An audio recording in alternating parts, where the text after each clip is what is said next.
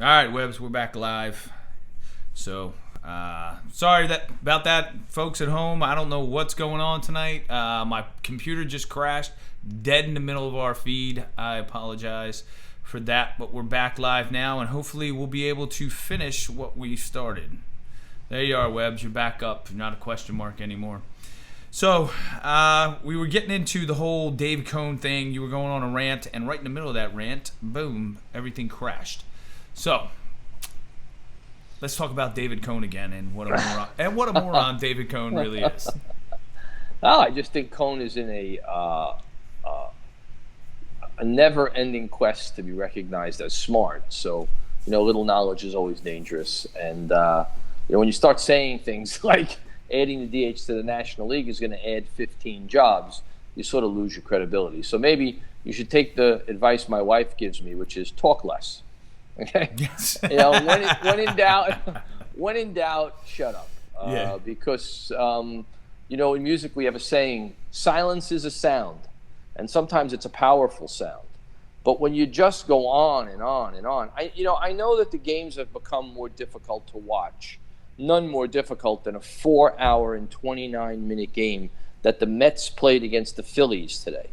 The longest 9-inning game in franchise history, 4 hours and 29 minutes. That's insane to me. Yeah, right. I mean, I don't care how many runs get scored. It was 10-7. It wasn't like it was 22-14. So, I mean, it's absolutely, it's obscene to take 4.5 hours to play a baseball game, unless it's a 30-inning baseball game. But as hard as it's become to watch, it's become, for me, impossible to listen to. I just can't listen to it anymore.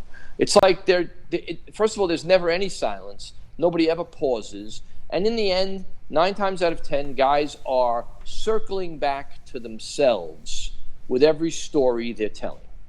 Mm-hmm. And I'd rather see what I see, not see what I hear. No, I totally agree with that. When you watch a game now, you got John Smoltz out there, whoever you have, talking about, like you said, it circles back to them, wow. What they did, instead of looking at what they're seeing and analyzing, because that's your job. Giving some insight. Yes. Just give some insight as to what's happening on the field. That's all. That's it. That's all you need to do. You know what? It's irresistible. It's irresistible to them.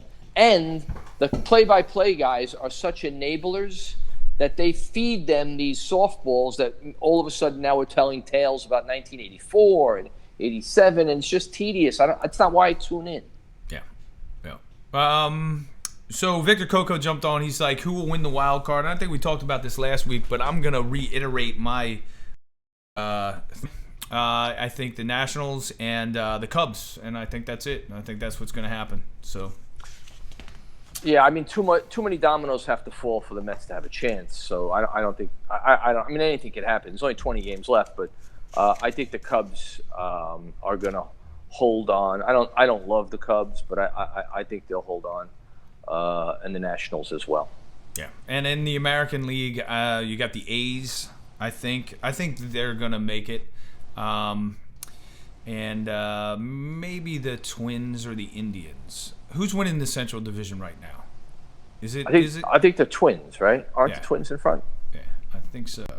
I like the Indians, so I've always liked the Indians. So I like Terry Francona. So. I just wasn't, watching Terry Francona today or yesterday when Puig did what he did. He didn't, he didn't do anything about it. I'm really shocked at that. I really am. All he did was he went over and talked to him. Puig's another guy. It's almost like, I don't know, it's almost like if you never discipline a child, mm-hmm. and then he does something wrong, and you discipline him, well, you created that kid by not disciplining him. Puig is far gone. When you get Puig, you've decided, it's not like all of a sudden Puig's going to turn around and start running hard and playing the game like a normal human being. He's out of his mind too. Yeah.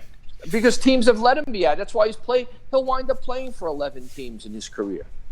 And he's already played for like 5 or 6. Right. So we're looking here. We've got Tampa Bay's at the top. Then you got Oakland. Then you have Cleveland, who's a game and a half back. So Tampa Bay, their last 10, they've gone 9-1. That's pretty impressive. 9-1. Tampa Bay, yeah, 10. They're good. They're good. So, but I like Oakland. I think that, and like we've talked about, there are a lot of mediocre teams, though. Oh God. And there are more terrible teams. yes, there are way Really more bad teams. with bad pitching too. Really bad pitching. Yeah. Pitching is terrible, though. Pitching's never. I've never seen such bad pitching. Never. Yeah, and it's They can talk about ridiculous. velocity all they want. The pitchers stink. Do you know that the batting average in the major leagues for pitches thrown under 75 miles an hour is under 200? under 200. Under 200. That's terrible. Absolutely terrible. And that when teams shift, the teams that shift the most allow the most walks and the most home runs. There you have it. The psychology element might be more powerful than the data. So teams are starting to reevaluate how much they shift because they think it has a negative impact on their pitchers. Their pitchers get a little more fine. They believe they can't work both sides of the plate. So what happens? They give up more fat pitches, more home runs. And again, I was watching another game yesterday where a team put a shift on, and it wound up to be a detriment to what if they would have just stayed in something that wasn't that bad, and if they would have stayed in a mild shift as opposed to a hard shift, they still would have been able to make a double play and get out of the inning. But they shifted so much, they couldn't turn a double play.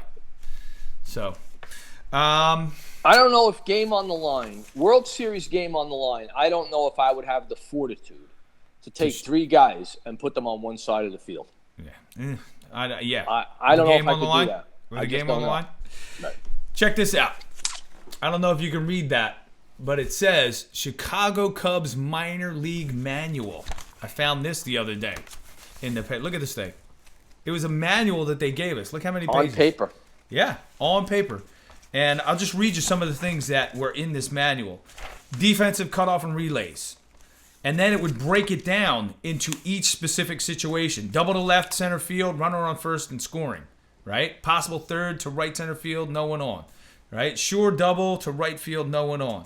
And then it gets into, once you get through all of those situations, infield depths, understanding hitting situations, pitching objectives, infield play, outfield play, catching, running the bases, how to coach first base. I love it. How about that? How to coach first base. I mean, love it's it. just, it's insane. And then, of course, you've got all these different diagrams. See the diagrams? Yep. And on every page, there was a diagram. And it is, how many pages long? Let's see. 60 pages long from beginning to end. So 60 pages, Chicago Cubs. The Mets need that because their outfielders, when they do catch the ball on the occasions that they do, I think J.D. Davis needs to put some straw in his hat because he's going to get hit in the head with a ball. When they do catch it, they have no idea where to throw What to it. do with it. I watched the Mets 2 games, balls getting thrown All over the place. Yes. Ball held too long, Conforto throwing the ball, who can't throw, is throwing the ball all the way home, runner goes to third. I mean, what are we doing here? And it's pretty basic stuff. And I don't understand how you don't know that. I think it's more than basic. I think it's easy. You know why? There aren't a lot of options. There's only 3 bases. You're never Yes. throwing it to first. No. You're never throwing it to first. You're almost Yes. never throwing it to second. So really, it becomes: am I throwing it to third or am I throwing it home? Yeah. One or the other. Third or home. Yeah, second base sometimes, right? Right. Second base. No. And then You were a kid.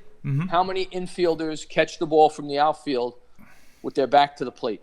yeah, we did talk about it. Yep. I actually had Ahmed Rosario in Brooklyn working on this, and every time he catches the ball now, his back is to home plate. And then he doesn't know what's going on behind him. He doesn't have a clue. And it takes more time. If your back's to the plate, it takes more time for you to turn and throw than it is if you're side saddle. Yeah. And as the ball's coming, and you should, at the very least, be positioning yourself. Where are all these? Where's the metrics? Where's the analytics now? Where are the coaches? Hide. That's ridiculous. So it is ridiculous. Renee asked me. He goes. He didn't ask me. He said I should share the manual with my kids. on the team. And I for the basics of where you should be. The pitcher should back up here, and I would like my kids to know that. So I will make copies of it, and I will give it to them. Whether or not they look at it, who knows? Who knows what's going to happen? So I think that Weber's frozen face right now says it all. Look at that. That's fantastic. So your face froze up, and it was the perfect look for when I said, I'm going to give this manual to the kids. Oh, yes. And your face was like, I actually am. I'm gonna make a copy of it. I'm gonna give it to them because it's got some good diagrams in it. You got to cover here. You got to go here. The pitcher should be here. The third baseman needs to go here. And it's all basic stuff. It's all fundamental stuff. So I will make a copy of it and I'll send it to them. Some of it's a little more advanced than their level, but I think it's good Can't stuff. hurt. No, it can't hurt. Can't hurt at all. I mean, but my thing is that it's baseball. It's not. This is not going to change. You know what I mean? Like, it's not going to. The bunt defense that they have in here is not that out of whack with other bunt defenses that people do. And it's not 15 different bunt plays. It's 3. You know what I mean? And then they talk about infield depth. When you go, when you're in a double play situation, kids don't get that when I tell them that. College players, I have to literally tell college players where to stand. Yeah, they don't get that. I go infield when double play depth doesn't mean get deeper and like move out. It means you got to cheat up a little bit and in so you can get be the ball faster. earlier. Yes, get the ball earlier. Yeah. And they totally just look at me like, what? Double play depth? That sounds like I should be like up against the fence playing defense. No, it's you got to cheat up and move it. And they just look at me like it's a strange thing. I'm like, double play depth. All right, one more thing, Webbs, before we head out. Communication amongst players. It is lacking. Nobody says a word. Yeah, no one. No one says a word. Even at the quietest place in the world is a college baseball field. Nobody utters a word, not a word. Why do you think that is? Because they're waiting to be. And I actually had I had little talks with each, my infielders. Then I went over and I talked to my outfielders, and I said to them, I said, look, guys, when you guys are out there today, I want you to talk to each other. I want you to communicate. I want you to say something on every pitch. Tell the guy next to you where you're throwing the ball if it's hit to you. Tell the guy next to you what base you're covering if it's hit to them. Just tell them. Tell them what to do. Do you think any of that happened during the game? No. It doesn't happen in the college. I mean, you're expecting way too much. You're trying to change a culture. You can't change a culture. It's the nature. Listen, they've never played. The only reason why you might have done that, or I might have done that, is that I played in games where I had no coaches. Yeah. So I had to say, Joe, bring in the left fielder. You had to do all those things. You were a coach on the field because you didn't have 7 coaches telling you who didn't know shit from Shinola, telling you what to do. Oh, that's great. Never before have so many people who know so little about something professed to know so much about it and are now entrusted to teach it. They're like, you're learning how to fly from someone who's never been in a plane. Yeah. It's baffling. It's baffling. The one good thing about today's game that we had, the Fall League game, is that the other coach, he understood what the fall game was about. You know what I mean? Like, he wasn't out there to beat us into the dirt. He wasn't out there. He's like, look, he goes, we're just out here to get better right now. Well, that's a good thing.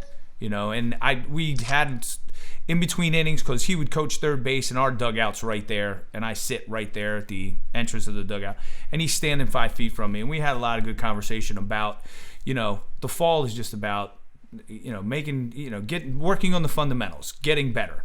I said, look, if you want to stop the game and go tell your pitcher who's never pitched at 60 feet 6 inches, if you want to go talk to that kid and tell him about, he needs to hold the ball and get set before he goes to the plate. Right, it's instructional I don't ball. care. You go tell him, man. I said, go ahead and do all of that. Don't think that you're going to hurt my feelings or I'm going to get upset at you because of that.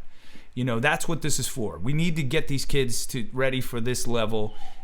Have at it. And he was the same way. He said the same thing. So it was kind of nice to see, because a lot of coaches don't do that. They don't understand the situation of what's going on. We're playing in the fall. We're playing 8 games. We don't even have to keep score and report the scores. So, if you want, this is a word you hear way too much in society today, but this is where it's appropriate.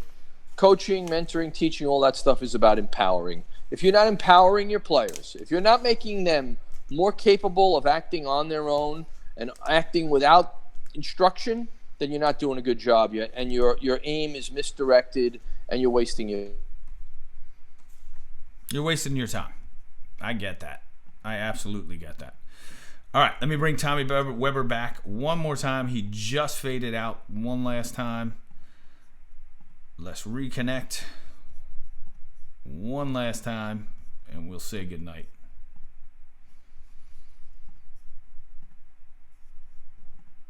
Shut down the show, but just want to say thank you for joining me. I'm going to bring this scene up. Look at that. Bang. Guys, coaching baseball at this level, the level that I'm at right now, it's that's what it's about. We're playing in a fall season, and that's all it's about. It's about getting these kids better. It's about getting them to another level. It's about getting them ready to play for their high school team. That's my goal as a coach. And I tell my kids every time that I go out, every time I hit the game, pay attention to what's going on around you, and we can make this happen. Right? We can get you to the point where you're going to make your high school team, because that's the goal. We want to get you on your high school team. We want to get you to earn a spot either on the JV or the varsity, right? But we want to be able to your high school team, no matter what. Whether you're a great athlete or you're an average athlete, as long as you understand the fundamentals of baseball, you can do that. So I thank you guys for tuning in. We'll see you next week. I'm going to try and figure out what's going on with this Facebook feed, because my Facebook feed keeps coming in and out. It goes green, it goes red, it comes back in yellow. I don't understand. Everybody understands. You understand that technical difficulties happen sometimes to these things, but I will get this all fixed for next week. I'm going to have to figure it out, and we will see you next time here on Pro Prep Baseball next Sunday night. Have a great week. We'll see you next week. Enjoy the fall. I love this weather. It's fantastic. All right.